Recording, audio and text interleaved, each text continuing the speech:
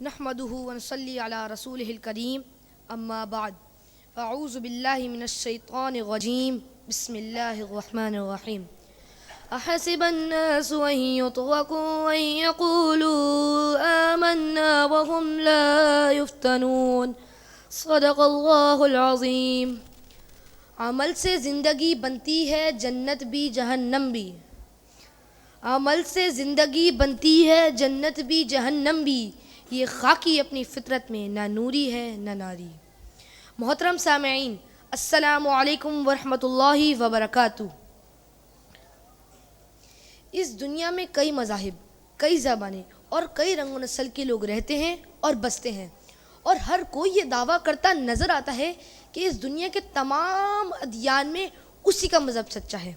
دنیا میں ایسے تو بہت سے مذاہب ہیں، جن میں مشہور مذاہب یہ ہیں: اسلام، عیسائیت، یہودیت، ہندو مت، بدھ مت، سکھزم وغیرہ وغیرہ، اور ہر مذہب کے ماننے والوں کا یہ دعویٰ ہے کہ اسی کا مذہب سچا ہے اور اسی کی پیروی کرتے ہوئے جنت حاصل کی جا سکتی ہے۔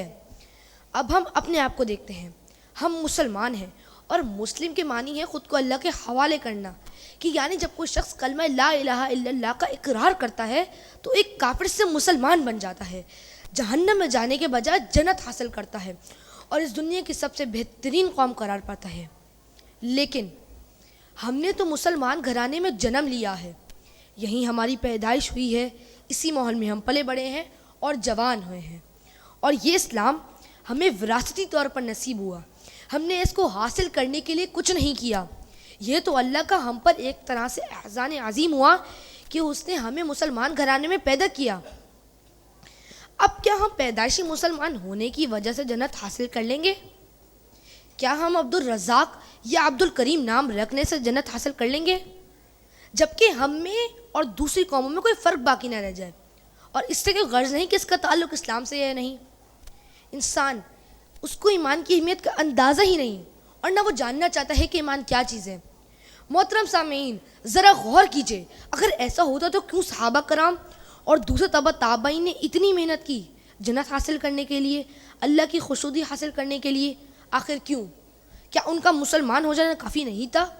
کیا اللہ کے نبی صلی اللہ علیہ وآلہ وسلم کی صحبت اختیار کر لینا کافی نہیں تھا؟ نہیں، صرف یہی چیزیں اللہ کی خوشنودی حاصل کرنے کا ذریعہ نہیں بن سکتی۔ ہم جب خود کو مسلمان کہتے ہیں تو گویا ہم خود کو اللہ کے حوالے کرتے ہیں، لیکن عملی طور پر ہم کورے ہیں۔ اسلام کے پیروکار ہونے کا دعویٰ تو کرتے ہیں، لیکن اسلام ہماری زندگی میں نہیں، اور نہ ہی کوئی یہ جاننا چاہتا ہے کہ ایک مسلمان کی کائنات میں کیا اہمیت ہے۔ یہ قرآن جو ساری دنیا کی ہدایت کے لیے آیا تھا، ہم نے اسے کیا درجہ دیا؟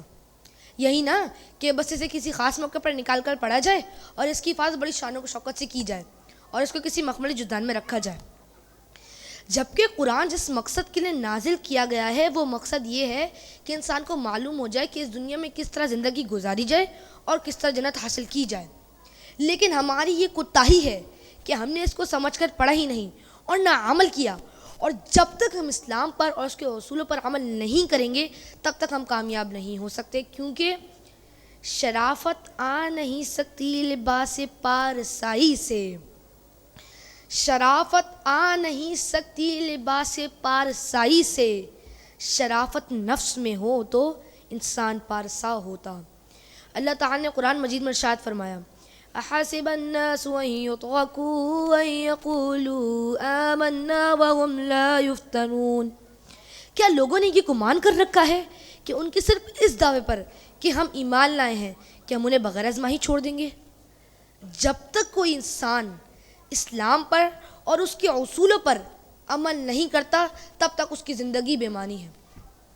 اسی طرح ایک اور جگہ اللہ تعالیٰ نے ارشاد فرمایا: ان اللہ لا یغیر ما بقوم حتی یغیروا ما بانفسہم، بے شک اللہ تعالیٰ اس وقت تک کسی قوم کی حالت نہیں بدلتا جب تک وہ خود اسے نہ بدلے جو ان کے دلوں میں ہے۔ اور اسی بات کو علامہ اقبال نے اپنے شعر میں اس طرح کہا: خدا نے آج تک اس قوم کی حالت نہیں بدلی، خدا نے آج تک اس قوم کی حالت نہیں بدلی، نہ ہو خیال جس کو خود اپنی حالت کے بدلنے کا۔ محترم دوستو، اب بھی وقت ہے کہ ہم اپنے اعمال کو سدھاریں. صرف مسلمان ہونا کافی نہیں کہ جب تک عمل نہ کریں اس تک ایمان کامل نہیں ہوتا. اسی پر اپنی بات ختم کرتا ہوں کہ اللہ تعالی ہمیں عمل کرنے کی توفیق عطا فرمائے. وآخر دعوانا الحمدللہ رب العالمین.